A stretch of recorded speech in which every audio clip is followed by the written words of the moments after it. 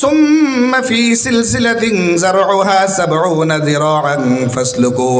যারা জাহান্নামী হবে, যাদের কিসমত খারাপ হয়ে যাবে, তাদেরকে রব্বে কারীম ঘোষণা দিবে খুযুহু ফাগুল্লু, তাকে ধরো, শক্ত করে ধরো, ৭০ গজ শিকল দ্বারা পেঁচাইয়া তাকে জাহান্নামে নিয়ে যাও। শুধু তাই নয়, এই দুই আযাব শেষ হয়ে যেত, কতই না ভালো হতো। রব্বে কারীম বলে না না, আযাব শেষ হবে না।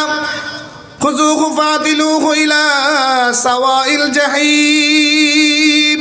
রব বলে না না, তারপরও আযাব শেষ হবে না। এক পর্যায়ে তাদেরকে জাহান্নামের মাঝখানে নিয়ে যাওয়া হবে। আহারে, এরপরও আযাব যদি শেষ হয়ে যেত, কতই না ভালো হতো।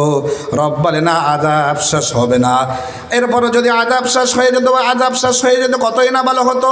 রব বলে না না, তোমাদের আযাব শেষ হবে না। এক পর্যায়ে তাদেরকে আগুনের পোশাক পরিয়ে দান করা হবে। রব কোরআনুল কারীমে বলেন, ফাল্লাযী